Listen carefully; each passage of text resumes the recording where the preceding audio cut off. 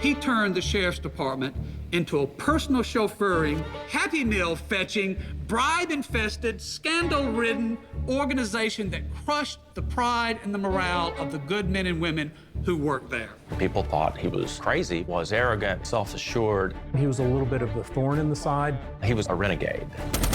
It was the first political assassination in this country in 20 years. It was just incredibly obvious, but there was absolutely zero evidence. I just can't even begin to describe how shocking the allegation was. You are the lowest scumbag of the earth.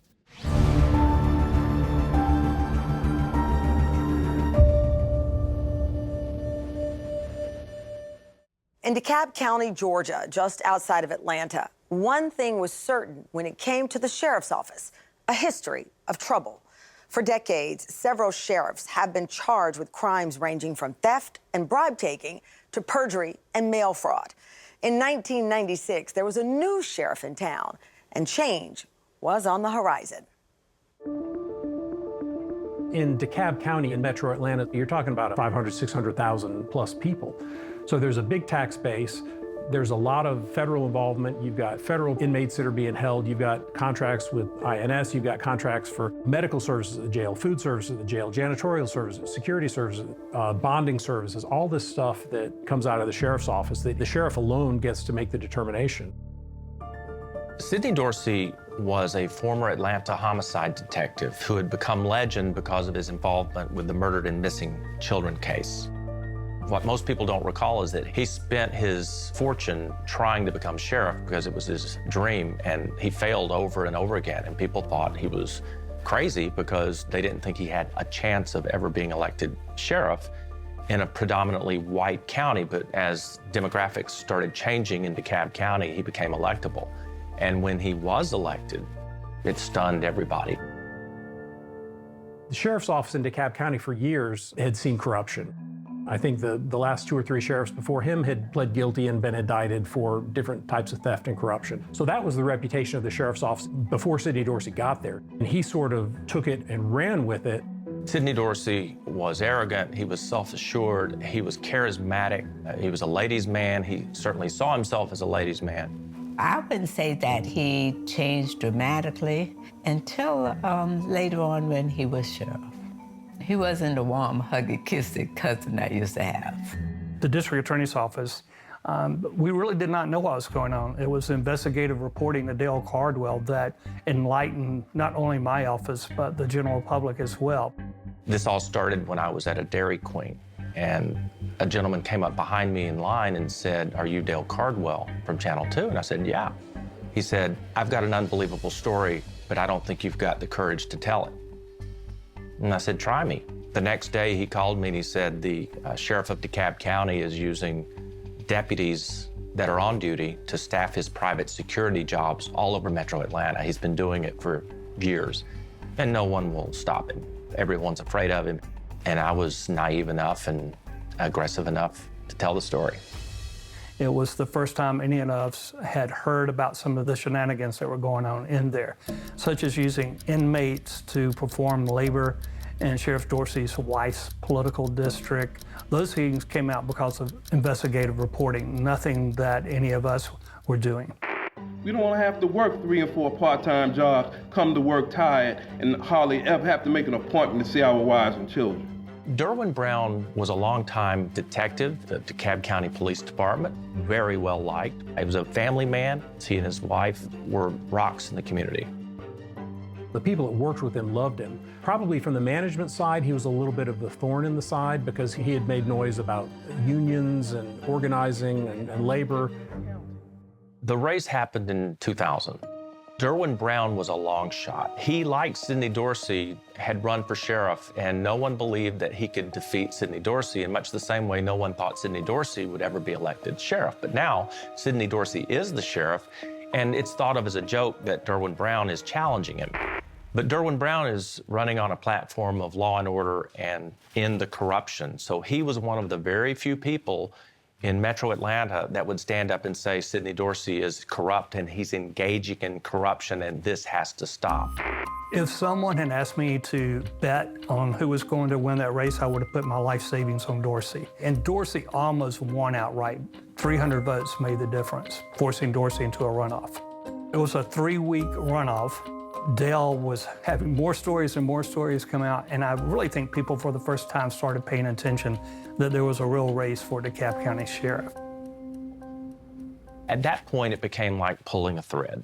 Stories of the sheriff using on-duty deputies to take his child to Disney World. It was probably the last 2 stories that Dale Cardwell released, with the inmates being let go and working in the yards. And there was also a sexual harassment story that came out. And so the tide in those 21 days turned completely from Dorsey to Derwin, and Derwin won handedly in the runoff. They said, Mr. Cardwell? I said, yeah. He said, you need to gather up some clothes, get your wife and kids, and we need to put you in protective custody.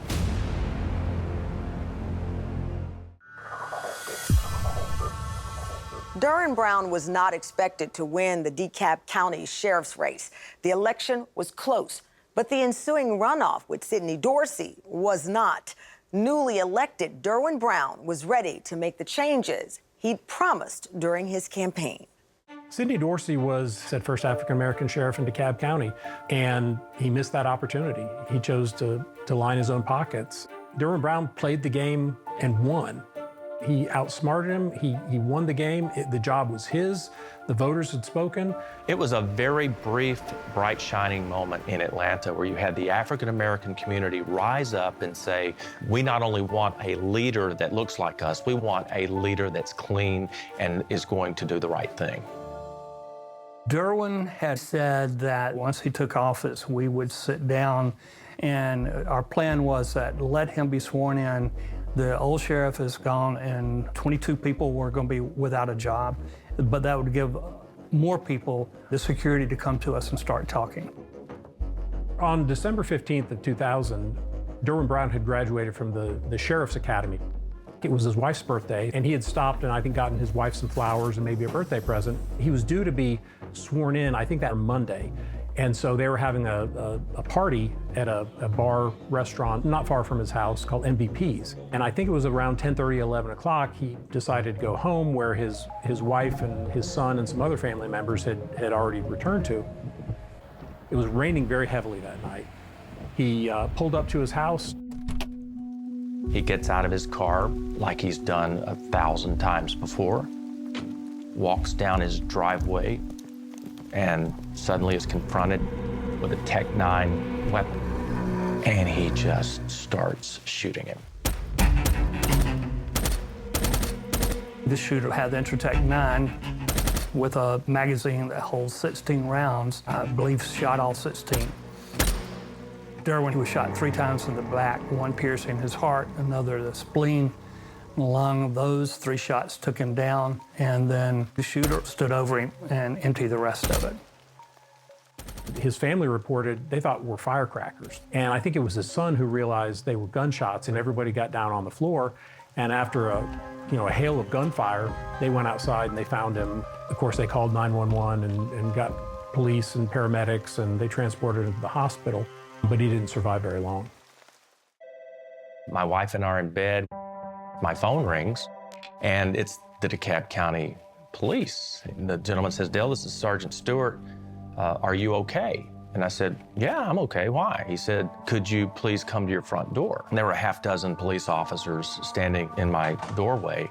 And they said, Mr. Cardwell? I said, yeah. He said, Sheriff-elect of DeKalb County, Derwin Brown, was shot and killed a little while ago, murdered in his driveway. We expected to find you dead as well. You need to gather up some clothes, get your wife and kids, and we need to put you in protective custody. It wasn't a robbery. It was something that seemed like it was planned and orchestrated. Most people are killed by someone they know, and usually it's an intimate partner. And then you draw a circle a little bit further. I was a major in the DeKalb County Police Department. I was selected following the murder of Derwin Brown to head up a multi-agency task force, special to investigate and hopefully solve the case. DeKalb had major high-profile cases before. Obviously, this was a high-profile case. One agency somewhere described it as the first political assassination in this country in 20 years. We had a couple lead-ins, a couple theories, a couple directions that we could go down as we started looking at this. One, clearly there was some tension with the sheriff's office. It had been a very, very unpleasant runoff campaign. You know, that couldn't have gone down easily for Sydney Dorsey. Sydney Dorsey is a possible suspect. Sure, but is he the kind of person? He was a veteran homicide detective. I don't think he's going to make too many mistakes if he's involved in it. Personally, I don't know that he would even be up to doing it. They put him in a jail cell and they sweat him. And he sits there for weeks and he has a change of attitude.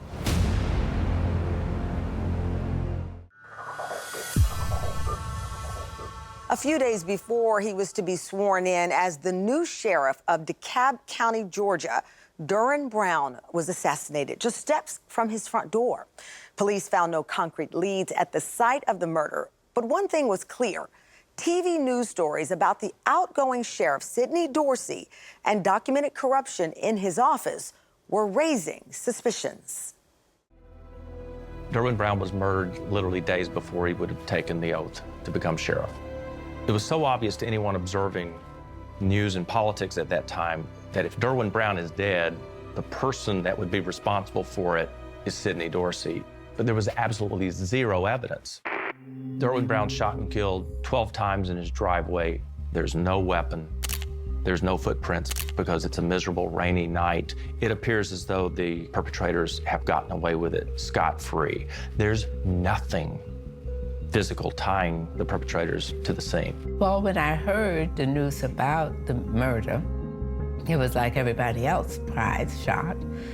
But I never one time thought that it was anything to do with Sydney.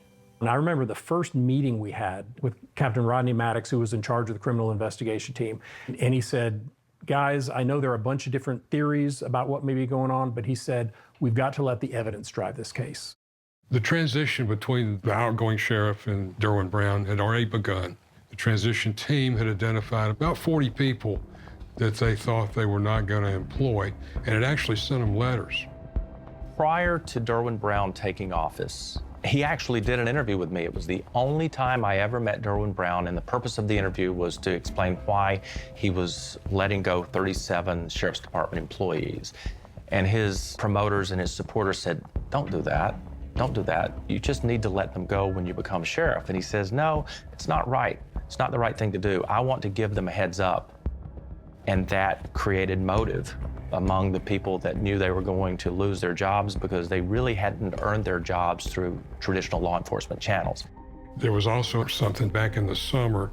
Derwin had mentioned to some people at police headquarters that while he was out campaigning, they thought they were being followed. And they confronted the person. And it turned out it was an individual that worked for the sheriff's department named Patrick Cuffey. Well, he passed it off as just, you know, some kind of a chance encounter. You know, I wasn't following you and that sort of thing. I said, you need to get a surveillance team immediately on a deputy named Patrick Cuffey. Cuffey had been on the list of people to be fired by Derwin Brown. The detective went to the location, set up one, and it was a few hours later that he noticed two figures come out and get into a car. They followed them to the Dekalb County Sheriff's Department jail, where they circled the jail twice and then got back on the expressway. I said, well, what happened after that? He said, well, our team backed off because they thought Cuffey must have known he was being followed and he was going home. Had they stayed on Cuffey that night, the crime would have been solved that night. The main thing that broke the case wide open was a shootout that took place at Patrick Cuffey's house. Cuffey by then had been discharged from the sheriff's department. It's about 10 o'clock in the morning. And they heard gunshots, and some peeked out and saw all these cars and people running around shooting and fighting. Patrick Cuffey had been involved in a drug deal, and Patrick Cuffey had hidden some evidence. And so now he was looking at some significant time. So when he was subsequently arrested, and the deal that led to Cuffey's own confession and the subsequent confession of Paul Skyers in the deal, that was all brokered by J. Tom Morgan in the district attorney's office. They sweat him. They bring Cuffey in, they put him in a jail cell, and they sweat him. It's just as old-fashioned as it sounds. He doesn't like being in jail, and he sits there for weeks, and he has a change of attitude. He would tell us everything about the murder of Derwin Brown in exchange for immunity from prosecution. And I remember just kind of my eyes bulging out of my head. Well, you needed a driver. That was Paul Skyers. Melvin Walker was the trigger man. Ramsey and Cuffey were arguably best friends, so I think they were kind of in it together. This wasn't, a group of former Navy SEALs or anything. These were two guys who couldn't get hired by the sheriff. One guy who was basically the sheriff's, right-hand man, and one guy that had some basic law enforcement training. They were able to establish who the actual shooters were. The shooters, eventually confessed. The four assassins who went out there together, and had circumstantial evidence that Sydney Dorsey had hired him.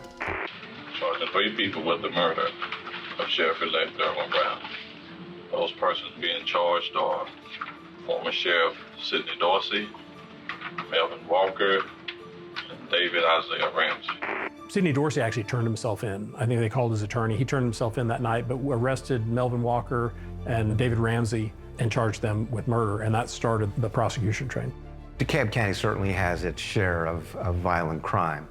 But killing the chief law enforcement officer, that's like killing the head of the FBI in the nation. How does that happen? I just can't even begin to describe how shocking the allegation was. He's been in the police force. How could somebody make that kind of order and not think it would trace back to him?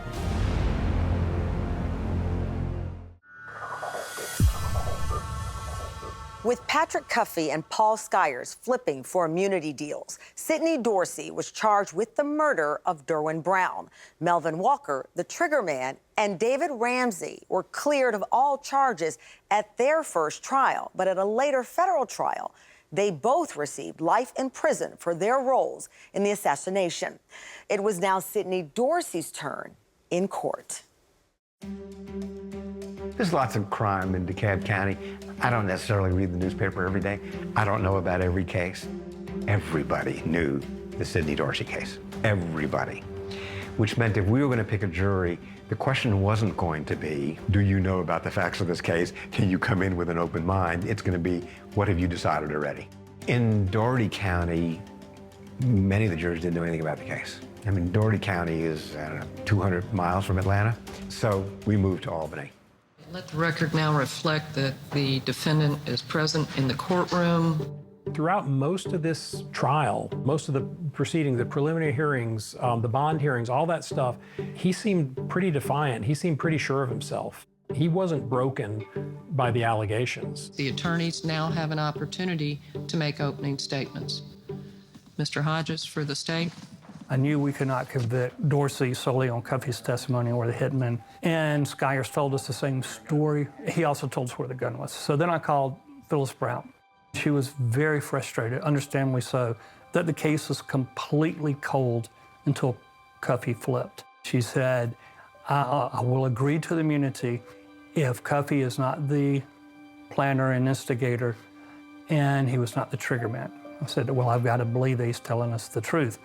Otherwise, we can't go forward. And she said, then let's make the deal and go after the people responsible for my husband's death. Power. Ladies and gentlemen, this case is about power. Power of the man so consumed by power that he could not and would not let it go. A man so corrupted by power that he used the office to which he was elected, Sheriff of DeKalb County, for his own personal use. A man so consumed by power that when a man announced he was going to run against him and reform the sheriff's office, and when that man won, he devised a plan to assassinate him so he could take the office back. We did not believe he did it. We wanted to be there to show our support and that we were in his corner. And it was almost like it was an expectation for us to push him away, that he had done this horrible thing and the family was not supposed to be supportive of him. But one, we didn't believe he had done it. At the defendant, Sydney Dorsey's direction, 4 men, Patrick Cuffey, Paul Skyers, David Ramsey, and Melvin Walker, 4 men at the bottom of this chart, they carried out the defendant's order, assassinated Derwin Brown. a decorated police officer, loving family man, intent on cleaning up the corruption in DeKalb County. Sydney Dorsey did this because he could not stand to lose his power. He beat me in the election, so I killed him. I guess that's some kind of a motive. But then the case just grew, unimaginably into this RICO case. Sydney Dorsey stands before you charged with the most serious crimes in the state of Georgia. Murder of a sheriff-elect. Racketeering, like the mafia. Bribery, violation of oath of office, and thefts. It seemed to me, and still to this day, frankly, seemed to me it's a good, clean murder case. Either he did or he didn't. And what J. Tom Morgan did to his, I guess, opposed to his strategic credit, was he combined it with all of the misuse of power. Sydney is not guilty. My strategy was to divide the trial into two parts, corruption and murder. And we would try the corruption trial first, close that evidence, and then move on to the murder. I was hoping by the time we finished the corruption that the jury would be disgusted at Sydney Dorsey. Can you tell the ladies and gentlemen of the jury, Mr. Heimlich, whether or not you ever were ordered to transport Sidra Dorsey, the daughter of Sid Dorsey, back and forth from DeKalb County to or from Chattanooga, sir? Yes, I was. When you were employed by the sheriff of DeKalb County between 1996 and 2000, who was then Sydney Dorsey, did you ever have the occasion to drive any of his family members outside of the state of Georgia? That's correct. Would you tell the ladies and gentlemen of the jury about that, please? Okay, I received... Most law enforcement officials, especially in the sheriff's department, knew that Sid Dorsey was misusing these on-duty deputies, but no one would do anything about it. You're not going to tell your boss that I'm not going to do what you tell me to do. So we did it. It's just one of those things. If you don't, then you're probably not going to be employed there very long. I wasn't at all surprised because I had learned so much about the way he'd run that jail that just seemed like the next step. I mean, he ran that place like it was his own lemonade stand, and he had no compunction about doing anything, no matter how outrageous, to save money or to get some cash for himself. Did you ever have occasion, sir, to work at a bank as a security guard while you were on duty at the DeKalb County Sheriff's Office? Yes, I have. How did this come about? How did you know to do this the first time? The first time, the sheriff came and asked me to do him a favor. So the deputy's being paid by the taxpayers, and Dorsey's being paid by the bank through his private security company for basically free labor, which is, a nice deal if you can get it, but happens to be illegal. Next witness. State called Sterling Recycle. So they made it a RICO case and got everything, including the kitchen sink, into this one trial. I think it was a terrible abuse of the RICO statute. It wasn't what RICO was designed to do, in my opinion. And it perverted the whole trial, I thought. I was in my office and I got a phone call, and it was from the sheriff's department, and they were saying that Sheriff Dorsey had requested to see me. We went to this deserted house. Then he just kind of started getting all over me. He violated me as a female.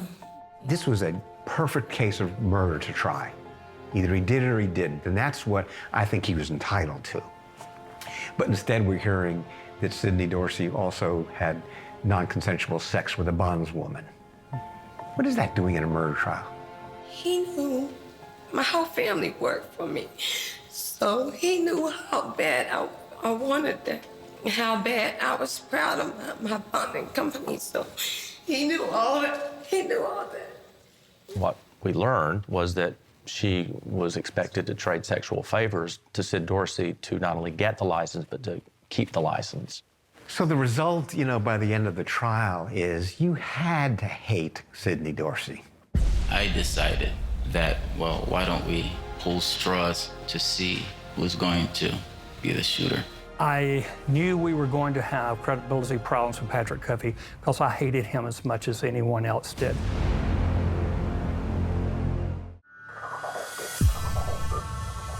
Sydney Dorsey was charged with the murder of Derwin Brown and 14 other counts that included 2 RICO charges, 1 bribery charge, 1 violation of his oath of office, and 9 charges of theft by taking.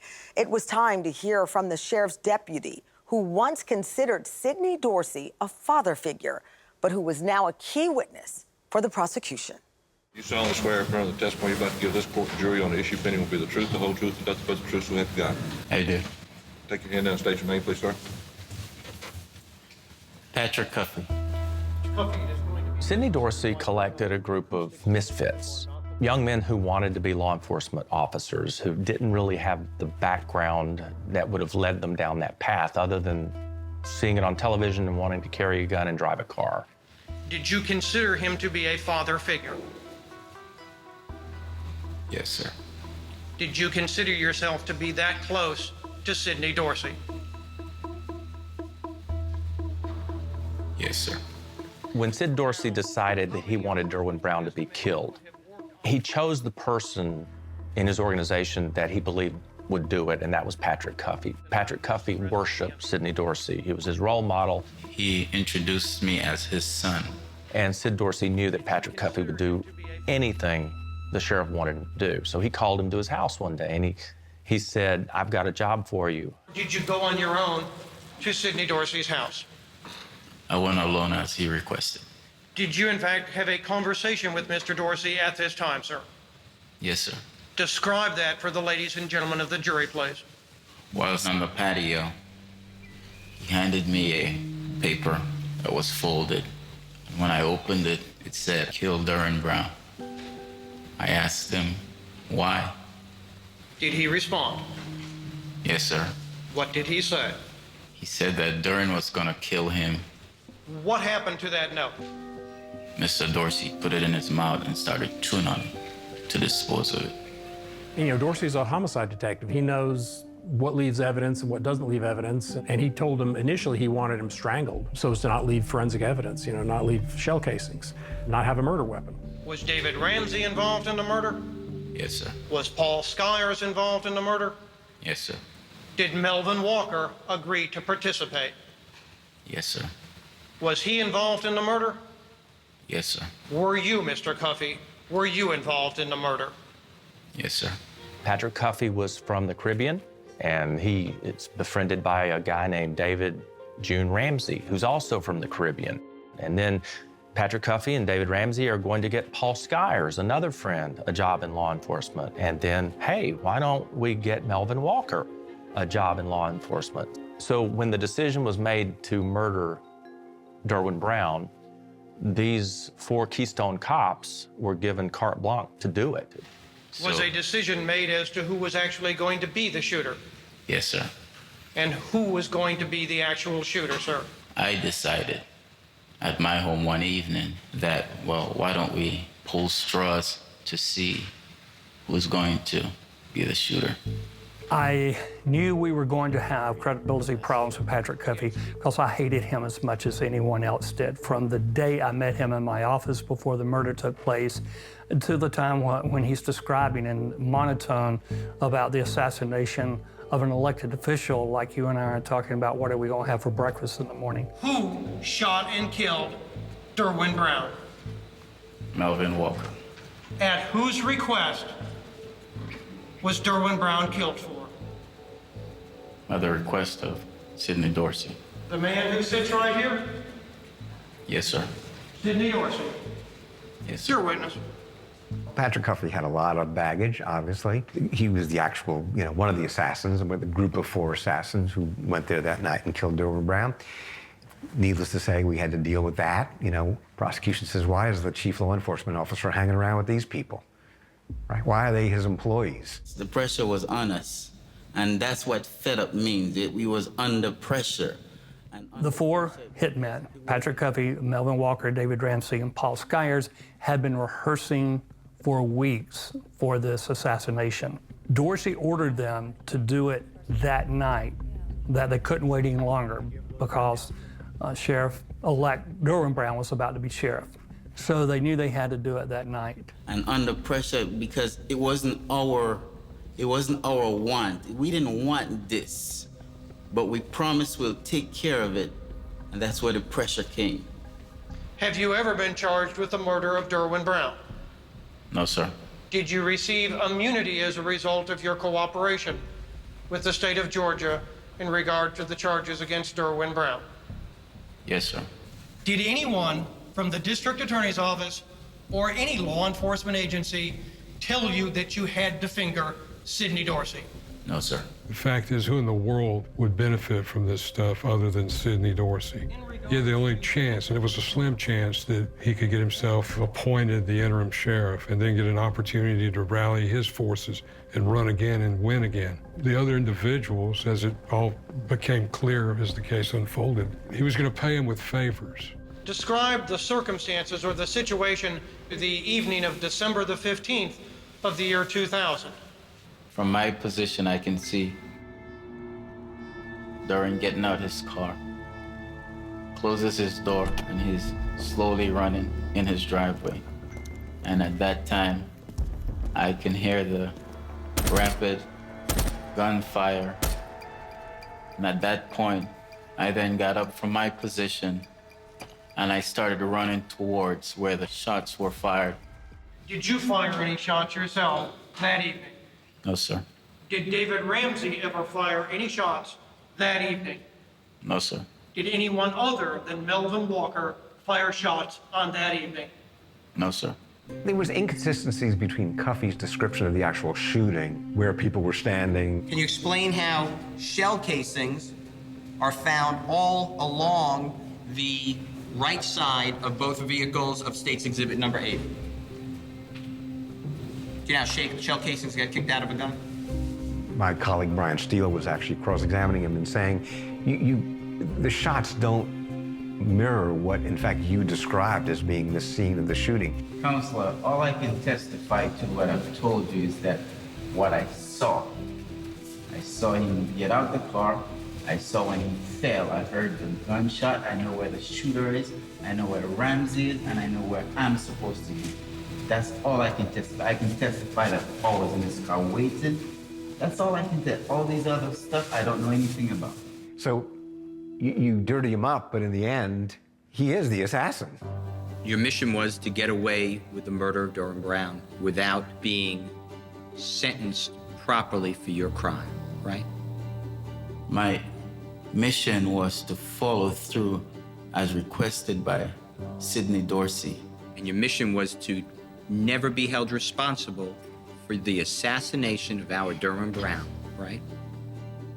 I'm sorry? Your mission, your agenda, everything you did was so you would not be held accountable for your involvement with the murder of Derwin Brown, right? Everything I did when? Lies to the police. The lies to the media. Everything I've said then was to cover myself and the people involved. And you got away with it, didn't you? No, I did not. I am here telling you about it. Understand, you are the lowest scumbag of the earth.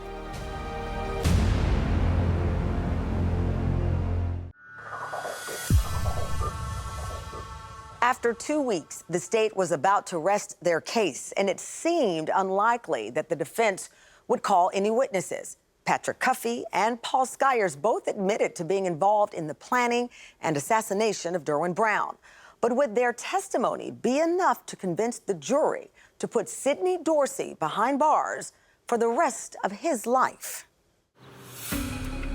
State your name, please. It's Gerald Thomas Gowitt, G-O-W-I-T-T. I was hoping by the time we finished the corruption part of the trial with Shirley McMichael and all the other witnesses that the jury would be disgusted at Sydney Dorsey. So then we moved on to the murder case. Did you make a determination during the course of the autopsy as to how many gunshot wounds would have been inflicted upon Mr. Brown? The wounds that actually struck his body and hit his person totaled 12 in number. How long would you have expected Derwin Brown to have survived the onslaught that he suffered back in the evening of December the 15th of the year 2000, sir? I think probably within about 30 seconds to a minute, and I'm probably being very generous here. Now the jury could see a motive. Here was a narcissistic man who'd lost his election, and he would do anything possible to get that job back, including murder. Mrs. Brown, are you the widow of the late Sheriff-elect Derwin Brown? Yes, I am. I became very, very close to Phyllis Brown, and my heart ached for her. This is a wonderful woman, wonderful mother, and it killed her, and literally killed her. Where were y'all waiting for Mr. Brown to get home? All of us were in the den. What happened next? We were sitting around and we were just talking, and all of a sudden I heard what sounded, at first I thought it was firecrackers.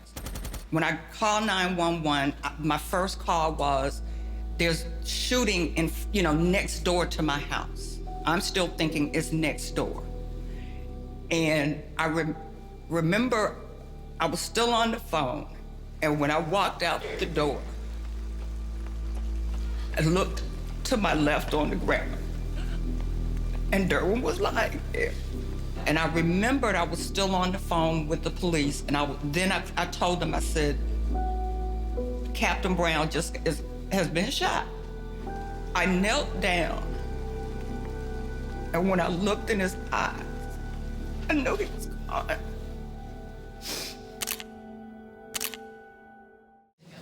Your Honor, on behalf of the people, the state rests. If that's the state's case, Your Honor, then we rest. All right, gentlemen, you ready to proceed? Ready for the state, Your All Honor. right. Ready for the defense? Yes, Your Honor. All right. Mr. Petrie? Sydney Dorsey had the opportunity to be a sheriff that Dekalb County could be proud of, but instead, he turned the sheriff's department into a personal chauffeuring, babysitting, Lexus, Mercedes, and limousine repairing, go-kart toting, door unlocking, Happy Meal fetching, bribe-infested, scandal-ridden organization that crushed the pride and the morale of the good men and women who work there. Don't let them steal the truth from Derwin Brown and the good and the hope that he brought to Dekalb County. Your job here today, members of the jury, is not to deliberate about questions of morality. Your job is not to deliberate about questions of judgment. You are here to answer a question of law, which is whether the state has proven its case beyond a reasonable doubt. But Sydney Dorsey wasn't at the Brown home on December 15th, 2000. Cuffey and Skyers used this tool to take the life of Derwin Brown. They've already taken the life of one sheriff. Cuffey and Skyers are now using you as their tool to take the life of another sheriff. Please find Sydney Dorsey not guilty of every crime. It's in this bill of indictment. There's only one person in the universe who had the motivation to kill Derwin Brown, and that was his political opponent, Sydney Dorsey. If you aid, abet, encourage, solicit another to commit a crime, you are guilty of the entire crime. Ladies and gentlemen, justice demands a verdict of guilty on each and every count in this case. The jury find the defendant as to count 1 guilty, as to count 2 guilty, as to count 3 guilty, as to count 4 not guilty. Now, it's interesting, the things he was acquitted of were the charges that were associated with Shirley McMichael. But he was convicted of corruption and RICO indictments. But most importantly, he was convicted of murder. In a case like this, the general goes to prison and the lieutenants walk free. But it's the one who ordered the crime, and he's the one being held responsible by the community. I guess it's ultimately, justice has prevailed. What gives you the right to take somebody's life? You know, that person, he had a family. You took that away from us. And I think it all should be taken away from you for the rest of your life. You should die in jail. You should never get out. As you watch yourself in the mirror, understand you are the lowest scumbag of the earth. And I will not ask Judge Becker, I will not ask the DA or anyone to take your life because, like I said, my God has that in his hands. And as you sit there, shaking your neck, whatever, what I wish for you is the fact that every night when you go to sleep, I want you to have a picture of Derwin every time you close your eyes, because that's all I have. Phyllis Brown, his widow, was not given any kind of a compensation package because he had left his position at the police department and he had not been sworn in as sheriff. And so the leadership of the county turned them out. So yeah, I carry a lot of guilt about the way this all turned out because of what I pursued as a story. I was not a party to the murder of Derwin Brown. I did not orchestrate. I did not plan. I did not play a role in the diabolical, horrible murder of the sheriff-elect. However, here I am. I never thought that an innocent man would be convicted of a crime that he didn't do. Your Honor, I know you're gonna sentence me severely, but I do not have the blood of Derwin Brown on my hands. I realize today that I carry remorse for it happening, but sadness that DeKalb County and its African-American population was turning a corner in 2000. They were electing a person that they believed in, they were proud of, and they were turning a page. All right, Mr. Dorsey, if you'll please stand. Mr. Dorsey, as you know, you were convicted by a jury in Dougherty County of the following, and I will sentence you as follows. As to count 1 murder, you were found guilty. I sentence you to life.